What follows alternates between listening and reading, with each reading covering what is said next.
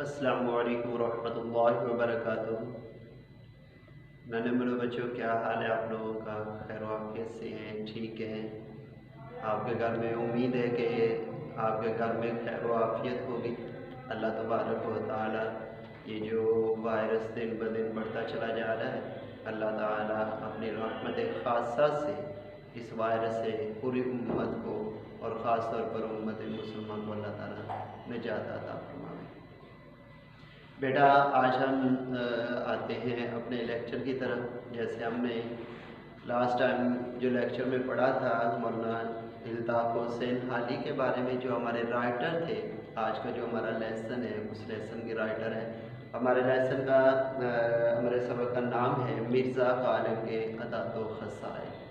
آج ہم یہ مرزا غالب کے عادات و خصائل کے حوالے سے آج ہم پڑھیں گے۔ تو سب سے پہلے ہم مرزا غالب کے عادات و خصائل، یہ جو لیسن ہے، اس لیسن میں کا خلاصہ پہلے سمجھتے ہیں، پھر اس کے بعد الفاظ معنی اور پھر باقی چیزوں کی طرف آتے ہیں۔ مرزا غالب کے عادات و خصائل۔ عادات عادت کی جمع ہے، اور عادت کہتے ہیں خوبی کو، انسان کی خوبی یا خامی، اور خصائل خسرت کی جمع ہے، اور خسرت کا معنی بھی خوبی اور خامی ہوتی ہے۔ تو عادات و خصائل، تو یہ جو لیسن ہے اس کے اندر گویا لیسن کے نام سے ہی ہمیں بتا دیا گیا کہ اس لیسن میں مرزا غالب کی کیا کیا خصوصیات تھیں، ان کی کیا کیا عادات تھیں۔ تو اس حوالے سے ہمیں کیا کہتے ہیں پورے لیسن میں بتایا جائے گا۔ مثلا چند ایک خوبیاں جو مرزا غالب کی یہاں پر بیان کی گئی۔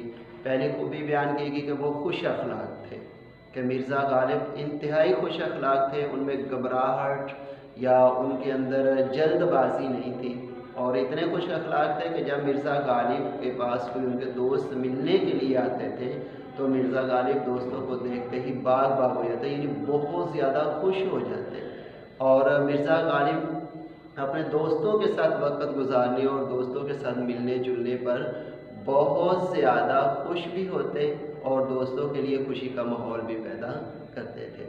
تو مرزا غالب کی ایک تو یہ عادت خوش اخلاقی کی بیان کی گئی، اور دوسرا مرزا غالب اپنے کام سے یعنی بہت زیادہ محبت اور اپنے کام سے لگن رکھنے والے تھے، یہاں تک کہ دوستوں سے محبت اور اپنے کام سے محبت۔ کام سے محبت کی نوعیت تو یہ تھی کہ اگر دوست ان کو بڑھاپے کی حالت میں بھی اپنے اشعار کی اصلاح کے لیے اپنے اشعار بھیجتے تھے تو مرزا غالب اس پر بھی بڑے خوشی کے ساتھ، حالانکہ ان میں وہ بہت لاغر ہو چکے تھے، ان کے لیے دیکھنا ہاتھ سے لکھنا مشکل تھا، لیکن اس کے باوجود مرزا غالب جو تھے وہ اپنے دوستوں کے اشعار کی اصلاح کیا کرتے تھے۔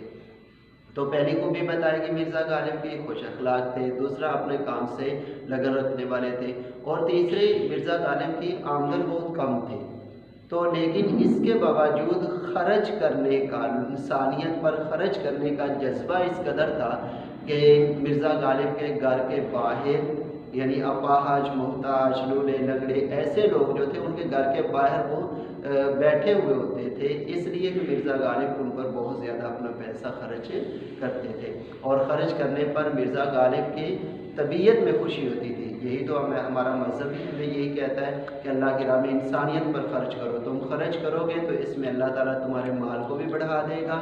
خیر الناس من ینفع الناس، لوگوں میں سے بہترین وہ ہے جو دوسروں پر خرچ کرتا ہے۔ تو مرزا غالب کی تیسری عادت یہاں پر یہ بیان کی گئی کہ وہ اللہ کی راہ میں بہت زیادہ انسانیت پر خرچ کرنے والے تھے۔ اور یہاں اور چوتھی مرزا غالب کی خصوصیت اس میں یہ بیان کی گئی کہ وہ اپنے دوستوں کے ساتھ ہمدرد بہت زیادہ تھے۔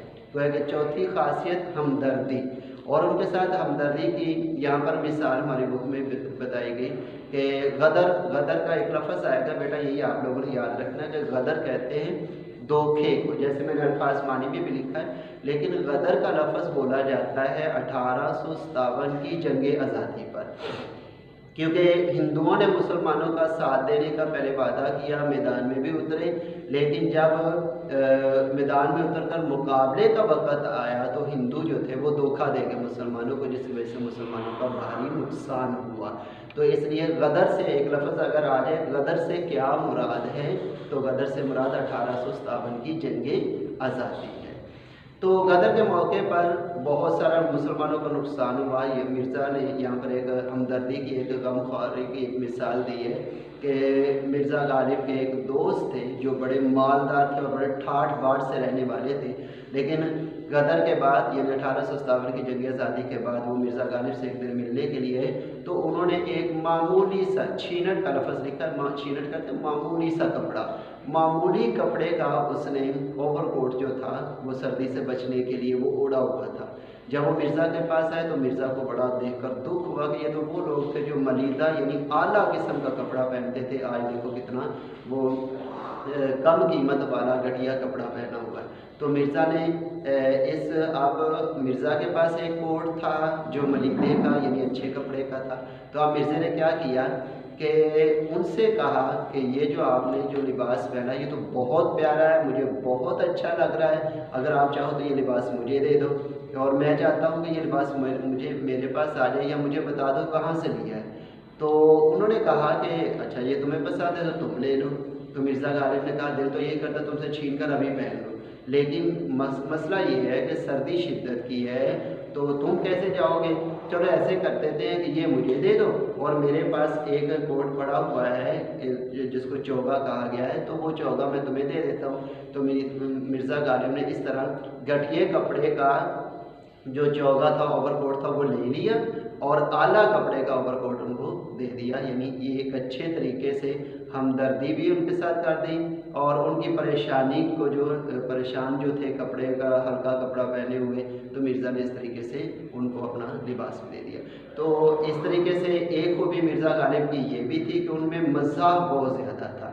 और मज़ाक की मिसालें जैसे हम रीड करेंगे तो रीडिंग के अंदर हम पढ़ेंगे कि मज़ाक की मिसालों में मिर्ज़ा गालिब जो थे ना वो बहुत अच्छे तरीके से शुस्ता, बहुत अच्छे अल्फाज के साथ दूसरों के साथ मज़ाक करते थे। मसलन उसकी एक मैं मिसाल आपको वैसे खुलासे में भी बता देता हूँ कि मसलन कि इसमें मीर तकी मीर की मिर्ज़ा गालिब एक जगह पर तारीफ़ कर रहे थे और तारीफ़ कर रहे थे तो इब्राहिम ज़ौक़ भी बैठे हुए थे। तो इब्राहिम ज़ौक़ कहने लगे, इब्राहिम ज़ौक़ ने कहा कि सौदा भी शायर का नाम है, कि सौदा मीर तकी मीर से बेहतर है। गोया कि मिर्ज़ा मीर तकी मीर को बेहतर कह रहा था और ज़ौक़ ने कहा कि नहीं, सौदा जो है वो क्या है, मीर तकी मीर से बेहतर है। तो जब ये बात कही तो मिर्ज़ा गालिब ने यहाँ पर एक मज़ाक का माहौल पैदा करने के लिए कहा कि इब्राहिम मैं तो तुझे मीरी समझता था लेकिन तू तो सौदाई निकला। मैं मीरी समझा, तू क्या निकला, सौदाई। क्योंकि मीरी का मतलब कि तुझे मैं समझता था, इसका एक मतलब ये है कि मैं तो समझता था कि तू मेरा है लेकिन तू तो सौदाई निकला। सौदाई कहते हैं कि मजनू को, पागल को भी, कि तू कैसा पागल निकला। तो इस तरीके से उनके अंदर ज़राफ़त, इसलिए उनको हैवाने ज़राफ़त से भी ताबीर किया जाता था। तो मिर्ज़ा गालिब की एक खूबी यानी मज़ाक की भी थी क्या सब दर्जे से। इससे हमें सबक दे दिया गया मज़ाक करना किसी के साथ जायज़ नहीं। मज़ाक कहते हैं दूसरे की हद तक, दूसरों को नीचा दिखाना, और मज़ाक कहते हैं या ज़राफ़त कहते हैं कि ऐसे अच्छे अल्फाज, मुनज़्ज़म अल्फाज से बात करना कि दूसरा खुश हो जाए, किसी की हद तक या दिल आज़ारी उसमें ना हो, तो ये मज़ाक कहलाता है। इस तरह मिर्ज़ा गालिब की एक खुसूसियत ये भी थी कि मिर्ज़ा गालिब जो थे वो साहिब ज़ौक़ भी थे, यानी खाने पीने, पहनने और खाने पीने। पहनने के अंदर मिर्ज़ा गालिब बहुत अच्छा लिबास पहनने को पसंद करते थे और करना भी चाहिए। इंसान के पास साफ़ सुथरा अच्छा लिबास हो उसको इंसान को पहनना भी चाहिए और उस पर फ़ख्र नहीं, खुदा का शुक्र भी अदा करना चाहिए। और खाने में ऐसी चीज़ को फोकस करना चाहिए जिसका हमें फ़ायदा ज़्यादा से ज़्यादा हो। जैसे मिर्ज़ा गालिब को जो थे खाने के अंदर पसंद जो थे वो आम थे और इन फलों के अंदर मिर्ज़ा गालिब आम को बहुत ज़्यादा पसंद करते थे। और यहाँ तक कि मिर्ज़ा गालिब से किसी मजलिस में पूछा गया कि ये आम के बारे में तुम्हारी राय क्या है, तो उसने कहा कि मेरी राय ये है आम हो और एक तो आम जो है वो मीठा हो और बहुत ज़्यादा। आम के बारे में राय मीठा और बहुत ज़्यादा। तो ये जो बेटा मैंने आपको बताई मसलन मिर्ज़ा गालिब की क्या क्या खसूसियात, होश अखलाक, काम से लगन रखने वाले और अल्लाह की राह में ख़र्च करने वाले, हमदर्द और ज़राफ़त, मज़ाक, और इस तरीके से मिर्ज़ा गालिब यानी साहिब ज़ौक़ भी थे लिबास में और खाने के लिहाज से भी। तो आप लोगों ने ये खुलासा इन चीज़ों को पॉइंट को याद रखते हुए पूरा खुलासा याद रखना है। अब हम आते हैं अल्फाज में।